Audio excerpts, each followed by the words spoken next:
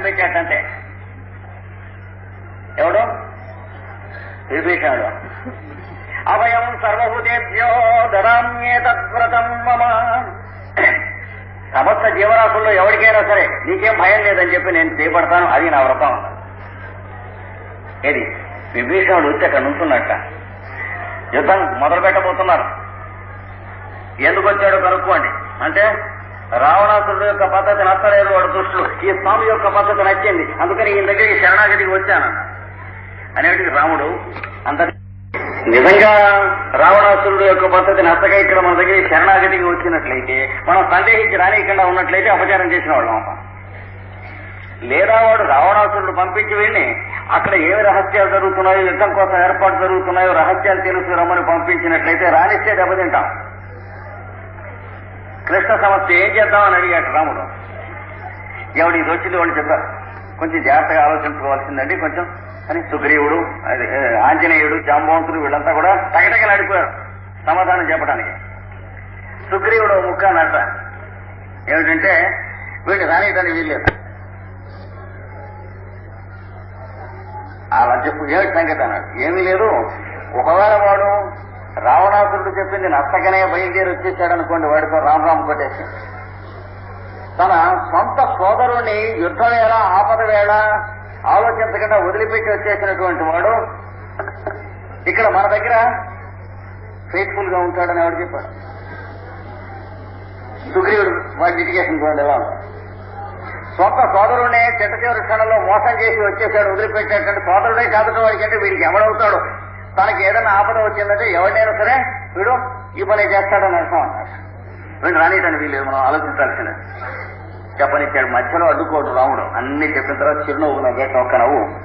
ఆ నవ్వులో ఉన్నటువంటి అర్థం ఏంటి? ఏ గూటి చిలక ఆ గూటి పలుకు పలుకుతుంది. ఈ తరహా ఆంజనేయుడు ఇచ్చాడా, జాంబవంతుడు ఇచ్చాడా, మరి అంగదుడు ఇచ్చాడా, నలుడిచ్చాడా, నీరుడు ఇచ్చాడు, ఎవడిచ్చాడండి? ఇంతమంది పక్కన వాళ్ళు పెద్ద పెద్ద వాళ్ళంతా ఉన్నారు కదా, ఏ ఒక్కడు ఇవ్వలేదు, వీడిచ్చాడు. అలా అయితే తమరు మన దగ్గరికి వచ్చింది ఎందుకండి? అన్నదమ్ముడినే మోసం చేసినటువంటి వాడు మిగతా వాళ్ళకి ప్రమాదం అయితే నువ్వు అన్నదమ్ముడిని మోసం చేయడం కాదు, కాస్త మా అన్నగారిని హత్య చేసి పెడతావా అని అడిగి వచ్చావు కదా. సుగ్రీవుడు వారు ఎందుకు వచ్చారు రాముల వారి దగ్గరికి? కొంచెం మరణం చేసి పెడతాను, దాని సంగతి చూస్తారా అని అడిగాడు. కనుక రాముడి దగ్గర రాముడిని ఆశ్రయించిన వాళ్ళందరికీ కూడా అభయహస్తం పట్టాడు. విభీషణుడికి పట్టడం గొప్ప కాదు, సుగ్రీవుడికి పట్టాడు. అదే ఆశ్చర్యం. సుగ్రీవుడు మొనగాడని కాదు, తెలిసి కాదు. అందుకనే సుగ్రీవుడికి అభయహస్తం పట్టిన తర్వాత, వాలి వధ జరిగిన తర్వాత సీతాదేవిని వెతికిస్తానని చెప్పిన సుగ్రీవుడు ఎగ్గొట్టేసేసి ఇంటి దగ్గర ఉన్నాడు. పట్టాభిషేక మహోత్సవాలు, పానోత్సవాలు, ఇష్టం వచ్చినటువంటి ఉత్సవాలన్నీ చేయించుకుంటూ కూర్చున్నాడు ముఖ్య పట్టణంలో. రాముడు ఏ పరిస్థితిలో ఉన్నాడో, సీతాదేవి కోసమని అనుక్షణం కూడా రాత్రింపగళ్ళు దుఃఖిస్తూ ఉన్నటువంటి స్థితిలో ఉన్నాడు. అపి గ్రావారోదితి అపి దళతి వజ్రస్య హృదయం అంటే చేస్తా మరి నాకు చెప్పండి. రాముడు దుఃఖపడ్డప్పుడు లక్ష్మణుడు ఏం చేయలేకపోయినాడు. రాముడు అంతా వాడు దుఃఖిస్తూ ఉంటే ఎవడో దర్స్తాడండి. వాడు పెద్ద చుట్టూ పర్వతములు ఉన్నటువంటి లోయలో కూర్చుని ఆ పంపా సరస్సు సమీపమునందు ఉన్నటువంటి చోట మొహం తిరిగిపోతుంది దుఃఖంతో. అన్నం సహించదు, నీళ్లు లేవు, ఆవిడ ఏమైపోయిందో ఎక్కడుందో అని దుఃఖిస్తూ లక్ష్మణ మంచినీళ్ళు తెచ్చిపెట్టన్నాడు. ఇడు తావరాకు ఇలా పొట్లం వల్లే కట్టి దాంట్లోంచి వెళ్లి మంచినీళ్ళు తీసుకొచ్చేది. లోపల ఇలా మెరుపు మెరిసింది మేఘం ఆకాశంగా. ఆ మెరుపు మెరిసిన వంక చూసి సీతాదేవి నడుస్తూ ఉంటే ఉన్నటువంటి ఆ మెరుపు మెరిసిన లక్షణం ఆయనకి గుర్తొచ్చింది. గుర్తొచ్చి తలెత్తి పెద్దగా సీతా అని పెద్దగా కేకబెట్టాడు. ఒక్క మాట ఏడుస్తూ కేకబెడితే చుట్టూ ఉన్నటువంటి కొండల లోయలు గుహలు కదండి. ఒక్క మాట మధ్యాహ్నం కేకబెడితే ఏమవుతుంది? ప్రతిధ్వనులు సీత సీత సీత సీత అని చుట్టూ వినిపించి చుట్టూ ముట్టేసినట్టు రావుని మొహదిరి పడిపోయాడు. అప్పుడు లక్ష్మణుడితో పట్టి అప్పుడు రాముడిని లక్ష్మణుడు సేవ చేసుకున్నదంతా గుర్తుండి తర్వాత సీత గర్భిణిగా ఉన్నప్పుడు చెబుతున్నాడు లక్ష్మణుడు అని, జనస్థానే శూన్యే వికలకరణైరార్య చరితై. ఈ జనస్థానం అనే అరణ్యంలో శరీరం అంతా వికలత్వం అయిపోయేటట్లుగా అన్నగారు దుఃఖించినటువంటి దుఃఖ చర్యలు జరిగిన రోజున అమ్మా నీకు తెలియదు గాని, అవి గ్రవారోజి రాళ్లే దుఃఖించిన ఆయనతో పాటు ప్రతిధ్వని చేసి, అపిదళతి వజ్రస్య హృదయం, ఆ గుహలలో ఈయన వాక్కు వెళ్ళి ప్రతిశబ్దం చేస్తే ఆ వాక్కు ఆ గుహలలో వజ్రాల గనులు ఉంటే వాటి హృదయాన్ని కూడా బద్దలు కొట్టింది. అలా ఏడ్చారు అన్నగారు ఉన్నాడు. అపి గ్రవారోజి అపి దళతి వజ్రస్య హృదయం జనస్థానే శూన్యే వికలకరణ ఇది ఆర్య చరిత. ఇలా ఉంది. కనుక అలా రాముడు దుఃఖిస్తూ ఉన్న స్థితిలో లక్ష్మణుడు ఓదార్చడానికి పక్కనుండి మూడో మనిషి లేరు. అప్పుడప్పుడు ఆ పంపా సరస్సు దగ్గర కూర్చుంటూ ఉండేవాళ్ళు. పాపం లక్ష్మణ స్వామి తీసుకెళ్ళని పంపా సరస్సు దగ్గర కూర్చోబెడితే, పంపా సరస్సు నిండుగా పద్మ వనం వనం వనం అంటే తామర పువ్వులు కడవ పువ్వులు ఒత్తుగా ఎక్కడ నీళ్లు కనిపించకుండా ఉండేవిట. రమణీయమేత పద్మవన.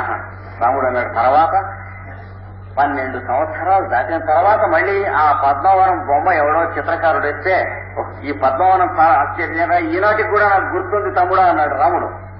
ఎలా గుర్తుందిట? ఏతస్మిన్ మదకల మల్లికాక్ష పక్ష వ్యాధోద స్ఫురదురుదండ పుండరీకా. ఈ పద్మాలు తప్ప నీళ్లు కనిపించకుండా ఉన్నటువంటివి ఉన్నాయే, అలా ఉన్న పద్మంలో హంసలు, మల్లికాక్షం ఉన్నట్టే హంసలు ఎగురుతూ ఇలా రెక్కలతో నీళ్ళు ఇలా కొడుతూ ఉంటే నీళ్ళు ఇలా కిందకి వెళ్లి ఆ కాడ కనిపించేదిట. పద్మంతో పాటు ఆ కాడ కూడా ఆ నీళ్లు కిందికి వెళ్లిన క్షణం లోపలి సగభాగంలో నా కంటికి కనిపించి, అప్పుడు నా కళ్ళు ఎలా ఉన్నాయో తెలిసిన బాష్పాంభ పరిపతనోద్గమ అంతరాళే. ఆ కన్నీళ్లు కంటి నిండా ఉండేవి. అవి అనుకుంటే అవి కింద పడి మళ్లీ కన్నీళ్లు వస్తూ ఉండేవి. దానికి దీనికి వచ్చిన క్షణంలో 1000వ వంతు టైంలో కూడా చక్కగా స్పష్టంగా ఈ పద్మ సరస్సు నాకు కనిపిస్తూ ఉండేది అన్నాడు.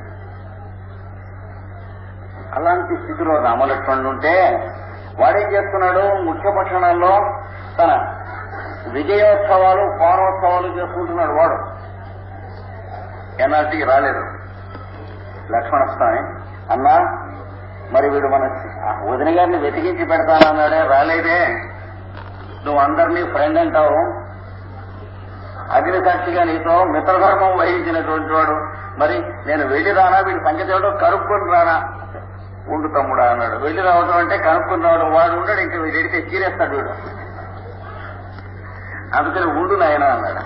మళ్లీ 2 రోజులు అయ్యాం. అన్నా మీ ఫ్రెండ్ మరి ఏమంటాడో, వెళ్ళి రానా? ఉండు. మళ్లీ వెళ్ళి రానా? నువ్వెంత బాధపడుతున్నావు, నేనేం చేయగలను నీకు, నువ్వు వెళ్ళి రానా అంటే ఉండు ఉండు అన్న. అంతా అయిన తర్వాత రోజున వెళ్ళి రానా అంటే వెళ్ళు అన్నట్టు. ఎంతవరకు ఉండమనాలి, ఏ రోజున వెళ్ళమనాలి, అది రాముడు అంటే తెలుసు. ఈనాడు నుంచి ఎందుకు ఉండమన్నాడు, ఈ రోజున ఎందుకు వెళ్ళమన్నాడు అంటే, నిన్నటి వరకు వర్ష ఋతువులో వెళ్ళి ఈ లక్ష్మణస్వామి వాడి దగ్గరికి వెళ్ళి, ఎరా బయటికి రారా పొన్నాకో అంటాడు. మామూలుగా మాట్లాడాడు. ఇంత పని చేసి సుగ్రీవుడు పానోత్సవాలు చేస్తూ అక్కడ తిరుగుతున్నట్ట, అక్కడ ఎక్కడో అంతఃపురాల్లో భార్యల మధ్య ఉన్నట్ట, ఒళ్ళు తెలిసే స్థితిలో లేదంటే ఏమంటాడు, దాని బయటికి గాడిదే అంటాడు. అలా అన్నటువంటి వాడు పిలిస్తే, ఏమిటి సంగతి, అన్నగారికి ఏం చెప్పావు, ఏం కూర్చావు అని అడుగుతాడు. వదిన గారిని వెతికించి పెడతానా లేదా, ఏది మీ అన్నం చంపేందు ముందు, తర్వాత ఇప్పుడు ఏమైనా కనిపించావా, ఎన్నాళ్ళైంది, అన్నం తింటున్నావా, గడ్డి ఇవన్నీ అంటాడు. ఏం తప్పు లేదు అంటే వాడు సీజన్డ్ పొలిటీషియన్, అంటే చక్కని రాజకీయవేత్త. అంటే తప్పు ఎదుటివాడి మీదనే ఉన్నదని చూపించగలిగినటువంటి వాడు ఏమంటాడు, తాను తొందరపడ్డానండి అయిపోయి, తాను కొంచెం తొందరపడ్డాను. ఎలా అయినా ఆ అన్నగారే, ఈ తమ్ముడు గారే, వారి సంగతి వేరు, మీ సంగతి వేరు. ఇద్దరి మధ్య భేదం పెట్టేస్తాడు. ఇద్దరి మధ్య షూర్గా పేరు కొట్టగలరు రాజకీయ నాయకుడు అంటే. ఏం చేత నేను వెతికించడానికి ఎన్ని ప్రయత్నాలు చేస్తున్నాను, ఏమిటి వీళ్ళందరినీ అడగండి చూడండి కావాలంటే ఆయన సభ చేసేసి వెతికించడానికే కదండి రాత్రి పూట మనం ప్రయత్నం చేస్తున్నాం. కానీ ఎప్పటి నుంచి వెతకాలి? వర్ష ఋతువులు ఎలా వెతుకుతారండి? అంచేత ఇంతమంది కూడా చాలా ఎప్పుడు వర్ష ఋతువు పోతుందా, ఎప్పుడు శరత్ ఋతువు వస్తుందా అని చెప్పి వేచి ఉన్నారు. వాళ్ళు నేను కూడాను అలా వేచి ఉన్న నన్ను వచ్చి అమ్మమ్మ ఇంత వేసి మాట్లాడుతారా అన్నారంటే అంటారు. అందుకని లక్ష్మణస్వామి వెళ్ళకు అన్నాడు రాముడు. రాముడి రాజనీతి ఎట్లాంటిది? అంతు దొరకదు. ఆంజనేయుడికి అంతు దొరకదు లేదంటే ఎవరికి దొరుకుతుంది? తర్వాత శరతృతు వచ్చింది, వెళ్ళు అన్నాడు. ఇప్పుడు వాడు వీడు గట్టిగా మాట్లాడిన వాడు అంటానే వీల్లేదు. శరతృతు వచ్చింది, ఇక బయలుదేరి ఇప్పుడు వెడుతూ ఉంటే నీ ఫ్రెండ్కి ఏమైనా చెప్పంటా అని అడిగాడు. ఎగతాడిగా లక్ష్మణస్వామి రాముడిని. అంటే ఈ చెప్పే కబుర్లతో ఏమవుతుంది, మనం వెళ్ళి వాడిని ఆ విల్లు చూపించి డొక్క చెప్పేసి పని చేయించాలి. కానీ ఈ అన్నగారు చెప్పే శరీరంగా నీతులతో వాడు వింటాడా దుష్టుడు అని ఆయన ఉద్దేశం. అయినా నువ్వేం చెప్పంటావు మీ ఫ్రెండ్కి చెప్పని అడిగాడు. అంటే ఇలా రా, నేను చెప్పేది ఏమంటే నువ్వు వెళ్తున్నావు కదా సన్నాహంగా, అయినా అవసరం వస్తే ఈ ముక్క చెప్పు అని చెవులో ఒక ముక్క చెప్పాడు రాముడు. వాడు వెళ్ళాడు. వెళ్ళి ఏం చేశాడు, విలంబు బద్దతో తలుపు కొట్టాడు కిటికీ దగ్గర. కొడితే కిటికీలో చూశాడు వీడు. విలంబు బద్దతో తలుపు కొట్టడం అంటే ఆ రోజుల్లో ఏమిటో తెలుసా, పిస్టల్తో కిటికీ దగ్గర పెట్టి తలుపు తీయని అడగడం లాంటిది. అంటే పోలీసులు ఏం చేయలేకుండా దొంగలు రాత్రులు పూట కొడతారు చూడండి, పిస్టల్స్ పెట్టి చూపించి అలాంటిది అనమాట. చూపించి విలంబు బద్ద పెట్టుకొట్టి రారా బయటికి రా తలుపు తీయన్నాడు. కొన్ని గుర్రాల మంది వాడికి ఏం చేయాలో తెలియక రాజకీయ నాయకుడు అవతల తారని యువతలు పిలిచి ఈ రోజుతో మీ మొహం మీద పసుపు కుంకాలు వెళ్ళిపోతాయి. అయ్యో అదేమిటంటే కొత్తగా శుభం మరి కాపురం పెట్టాం మళ్ళీ అలా అంటారే. అయితే అది నిలవాలంటే ఏం చేయాలో నేను చెబుతాను, వింటారు. నేను ఇక్కడ కూర్చుంటాను, మీరు వెళ్ళి వాడితో మాట్లాడతాను. ఎందుకంటే మెడకాయ మీద తలకాయ ఉన్నటువంటి భారత ధర్మం నిజంగా నమ్మినటువంటి ఏ ఒక్కడు కూడాను, రఘువంశం వాడు ఎవడు కూడాను ఆడది వచ్చి ఎదుర్కొంటా మాట్లాడుతూ ఉంటే ఆ మగాడు ఎంత పాడు పని చేసినప్పటికీ దీన్ని ఏం చేయడం చేయకపోగా వాడిని ఓడి దగ్గర పెట్టుకోమను అని చెప్పి వెనక్కి వెళ్ళిపోతాడు. ఇంకే మాట్లాడు పరమాత్ముడు అయినటువంటి వాడు. అందుకని నువ్వు వెళ్ళాడు. ఏ సమయానికి ఎవరిని ప్రయోగించాలి? భార్యను ప్రయోగించాడు. అదే రాజకీయ నాయకుడు అంటే.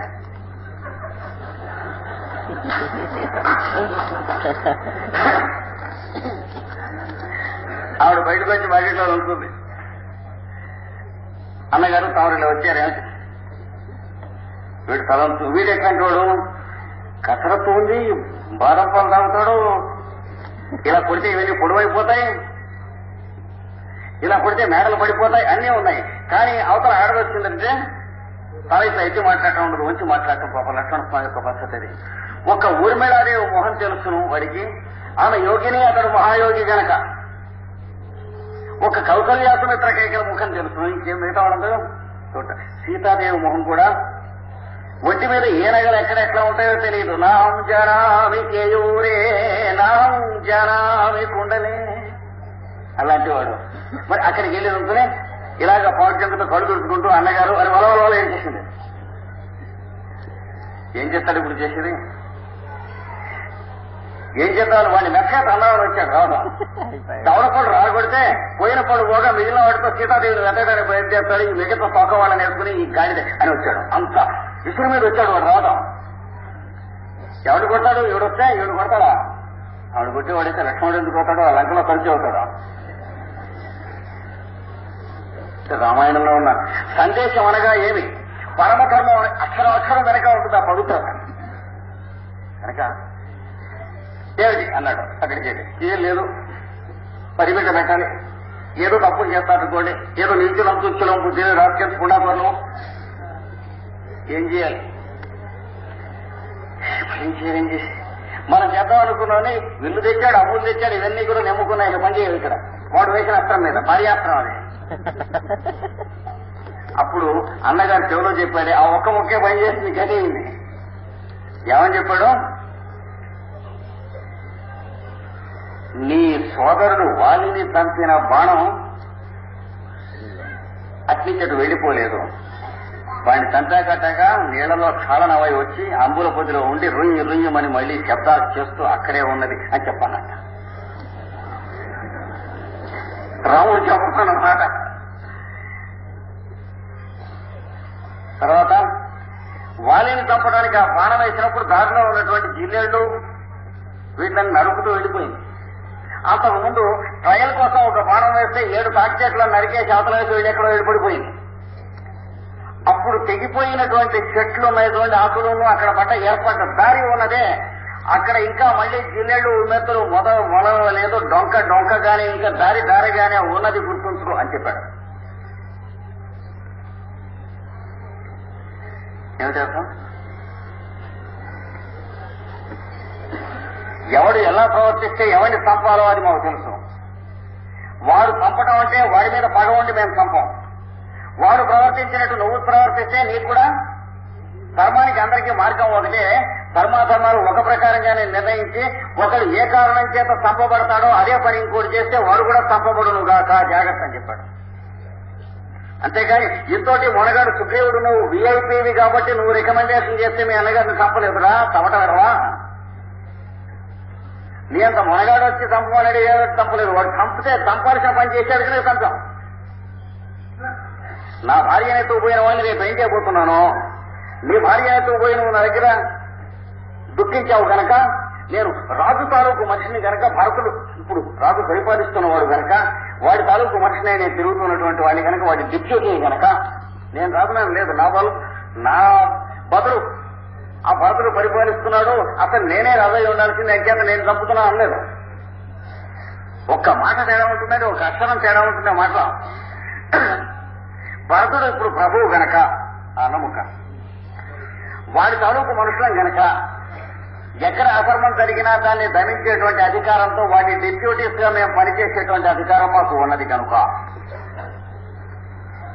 నా భార్యను ఎత్తుకుపోయినటువంటి వాడిని రేపు ఏం చేయబోతున్నానో ధర్మశాస్త్రం ప్రకారం నా దగ్గరికి శరణాగతి వచ్చిన వాడి భార్యను ఎత్తుకుపోయినటువంటి వాడిని అదే చేస్తున్నాను. అందుకోసం చంపాను కానీ మీ అన్నగారిని నీ అంత మొనగాడు వచ్చి అడిగాడని చెప్పి చంపలేదా కనుక ఇప్పుడు నువ్వు అదే రకంగా ప్రవర్తిస్తున్నావు కనుక ఏం చేస్తాం, నువ్వు సీతాదేవిని వెతుకుతానని వెతకపోతే ఆ వెళ్ళిన బాణమే మళ్ళీ ఇక్కడ వచ్చి ఉంది అన్నాడు. అంతకని ఎవడని పైన సుగ్రీవుడైనా వాలైనా బ్రహ్మదేవుడైనా చివరికి నేను రాముడైనా ఈ లక్ష్మణుడైనా ఏదైనా కూడా ఒకటే అన్న.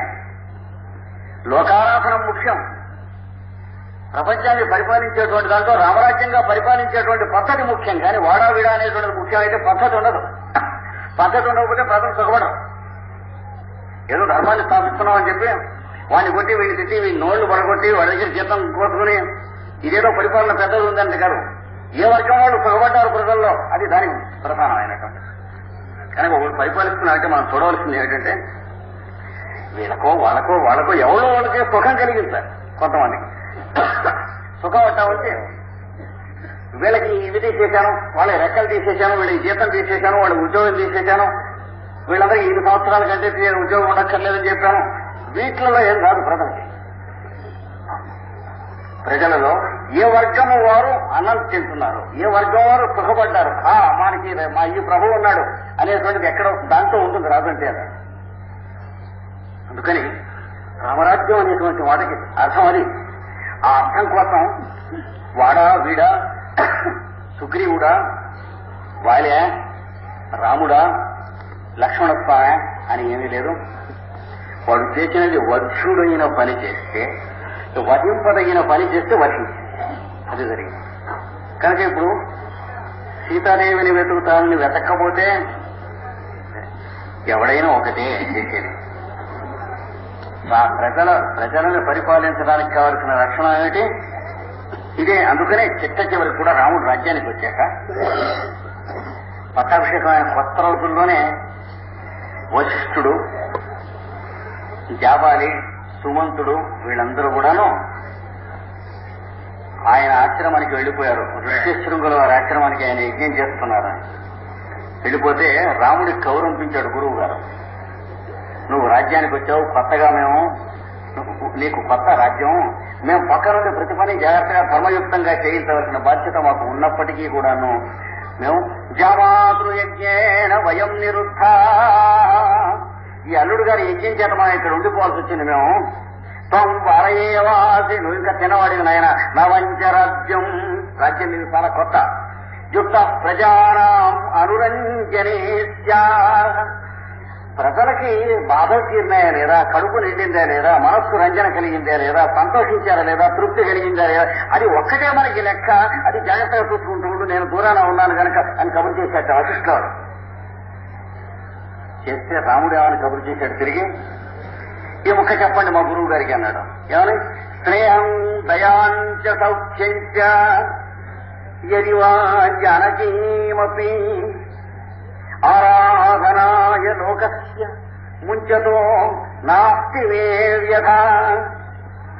లోకారాధన కోసం వారు ఏదైతే ఇప్పుడు కబురు పంపించారో దానికోసం అది జరగాలంటే స్నేహాన్ని వదిలిపెట్టమంటే స్నేహాన్ని వదిలిపెట్టేస్తాను నేను, దయ వదిలిపెట్టమంటే దయ వదిలిపెట్టేస్తాను నేను, సౌఖ్యం వదిలిపెట్టమంటే సౌఖ్యం వదిలిపెట్టేస్తాను సంతోషంగా. ఎదివా చిట్ట చివరికి జానకి ఈమపి, సీతాదేవిని వదిలిపెట్టవలసి వస్తే సీతాదేవిని కూడా వదిలిపెడతాను లోకారాధన కోసం. వదిలిపెట్టడంలో నాకేమీ దుఃఖం లేదన్నా. మరి దుఃఖపడ్డాడే? వదిలిపెట్టడంలో దుఃఖం లేదు. సీతాదేవి కోసం తాను దుఃఖిస్తాడు. తాను సీత ఒకటే కనుక, ఒకే ఆత్మ రెండు శరీరాలు కనుక. సీతాదేవి కోసం రాముడు దుఃఖించడానికి ప్రజలకి ఏం సంబంధం లేదు. ప్రజల కోసం సీతాదేవిని రాముడు వదిలిపెట్టినటువంటిదే ఒకటి ఆర్యధర్మం. ఒక్కొక్క ప్రభు వాడు ప్రేమించినటువంటి స్త్రీ కోసం నాకు రాజ్యం అక్కర్లేదన్నాడు, ఎటువంటిది చేశాను. ఒక్కొక్క ప్రభు రాజ్యంలో ఉన్నటువంటి ప్రజలకి తేడా వచ్చినట్లయితే భార్య అయినా సరే వదిలిపెట్టేసేయండి అన్నాడు. ఎందుకంటే నేను పర్సనల్ గా ఇండిపెండెంట్ కాదు, రూలర్ గా నేను ఉండాల్సింది కనుక ఆర్యధర్మం ఒకటి, లేఖ్యధర్మం ఒకటి, రెండు ధర్మాలు. పర్సనల్ కంఫర్ట్ కోసం అని చెప్పి తన ఇంపర్సనల్ డ్యూటీస్ ని బలిపెట్టేటువంటి లేఖ్యధర్మం, తాను చేయవలసినటువంటి డ్యూటీస్ కోసం అని చెప్పి తన పర్సనల్ కంఫర్ట్స్ డిస్కంఫర్ట్స్ అనేటువంటి సంబంధం లేని ఆర్యధర్మం అంటారు. తూకం చూస్తే రామాయణం ఒక పక్క పెట్టి మిగతా అన్ని ఇంకో పక్క పెడితే మనుగురాయి ఒక పక్క పెట్టి పుల్లిస్తాయి ఒక పక్క పెట్టినట్టు ఉంటుంది. కాదా? ఏం సందేహం లేదు. సందేహం ఉన్నట్టు చెప్పండి పెద్దలు ఎవరన్నా, నేను వింటాను. లేదు ఇక్కడ రామాయణం ముందు పోల్చడానికి నిలబడటానికి అర్హత కానీ హక్కు కానీ ధర్మం సంగతి ఆలోచించినప్పుడు ఎప్పుడు కూడా రామాయణం వల్ల మనకి తెలిసినటువంటి ధర్మములు, మహాభారతం వల్ల మనకు తెలిసిన ధర్మాధర్మ విచికిత్స, ఈ రెండు. రామాయణం వల్ల మన ధర్మాలు ఏమిటో తెలుస్తాయి, మహాభారతం వల్ల ధర్మమేదో అధర్మమేదో విడదీసుకుంటాం తెలుస్తాం. ఈ రెండింటికి రెండు గ్రంథాలు ఇవ్వబడ్డాయి మనకి, వ్యాసుని చేత వాల్మీకి చేత. కనుక ఇలాంటి పరమ పవిత్రమైనటువంటి వాల్మీకి రామాయణంలో ఆయన ఇచ్చినటువంటి సందేశంలో ప్రజానురంజనం. ప్రజలు సుఖపడ్డారా, ప్రజలకి డొక్కలు నిండినాయా, ఆనందిస్తున్నారా, సంతోషిస్తున్నారా, నిర్భీతి ఏర్పడ్డారా, మాకు మా ప్రభువు ఉన్నాడు పర్వాలేదా అనుకునేటువంటి వాళ్ళు ఏర్పడ్డారా, అది కావాల్సింది కానీ మిగిలినవి కావాలి. దానికోసం ఇది రామాయణ సందేశం. దీన్ని మించిన రామాయణ సందేశం అని ఇంకెక్కడా ఉండదు. రామాయణం అద్వైత పరంగా అర్థం చెప్పుకోవాలా, విశిష్టాద్వైత పరంగా అర్థం చెప్పుకోవాలా, ఇవన్నీ వేరు. ఎవరి మటుకు వాడు నాలుగు గోడల మధ్య కూర్చొని చేసుకోవాల్సినవి. కానీ ఆసేతు సీతాచలం మధ్య ఉన్నటువంటి ఆర్యధర్మం ఏదైతే ఉన్నదో, శాశ్వత సనాతన ధర్మం, వేదధర్మం, దానికి సంబంధించినంత వరకు వాల్మీకి మనకు రామాయణం ఇచ్చాడు. కానీ అద్వైతం రైటా విశిష్టాద్వైతం రైటా అనడానికి ఇచ్చిన వాళ్ళు కారు వాళ్ళు. మన కర్తవ్యం ఏమిటో నిర్వహించుకుంటాం కోసం ఏర్పాటు చేసుకున్నారు. కనుక ఇప్పుడు ఉన్నటువంటి పరిస్థితిని బట్టి మన కర్తవ్యమును మనం గమనించుకోవాలంటే నేను మనవి చేసినట్టు రామాలయములు స్థాపించుకోవాలి. రామాలయముల యందు గ్రామమునందు చేస్తున్నటువంటి సకల సంపద కూడా అక్కడికి ఏర్పాటు చేసుకోవాలి. తర్వాత ఆలయముల యందు విద్యాలయములు, వైద్యాలయములు స్థాపించుకుని భగవంతుని స్వరూపమైనటువంటి పిల్లల్ని రోగగ్రస్తులైనటువంటి రూపంలో వస్తున్న వాళ్ళని ఆరాధన చేసుకోవాలి. చేసినప్పుడు మళ్లీ ఆర్యధర్మం నిలబడుతుంది. ఈ రామాయణం రాముడి పరిపాలన ఎంతకాలం ఉంటుందంటే, ఎంతకాలం అయితే యావత్ స్థాస్యంతి గిరయః, ఈ పర్వతాలు ఎంతకాలం అయితే ఉంటాయో, ఈ నదులు ఎంతకాలం అయితే ఉంటాయో అని చెప్పారు. రామరాజ్యం అంటే అలాంటి రాముడు పరిపాలించాడా అని ఎవడన్నా అడుగుతారు. రాముడు పరిపాలించడం అంటే ఏమిటో దీని వెనక ఉన్నటువంటి ఇందాకనికి మనం చెప్పుకున్నటువంటి విషయం. రామాయణానికి అడుగున శాశ్వతమైన రామాయణం ఉంది. ఏమనగా సూర్యుని కిరణాల్లోంచి సూర్యవంశం దిగి వస్తుంది ప్రతి దినం కూడాను. వచ్చిన తర్వాత భూమి మీద ఉన్నటువంటి జలములను నీలమేఘ శ్యామలమైనటువంటి మబ్బుగా తయారు. మేఘం అంటే సూర్యవంశం నుంచి రాముడు దిగి వస్తాడనేటువంటి కథ. వర్ష ఋతువు రాకమునుపు వేసవి కాలంలో రాముడనే మేఘం దిగి రాకముందు భూమి ఇంకా నాగలి తగలటానికి అర్హత రాని స్థితిలో ఉంటుంది. అంటే హలము తగలని భూమి లేక అహల్య అనేటువంటి స్థితి.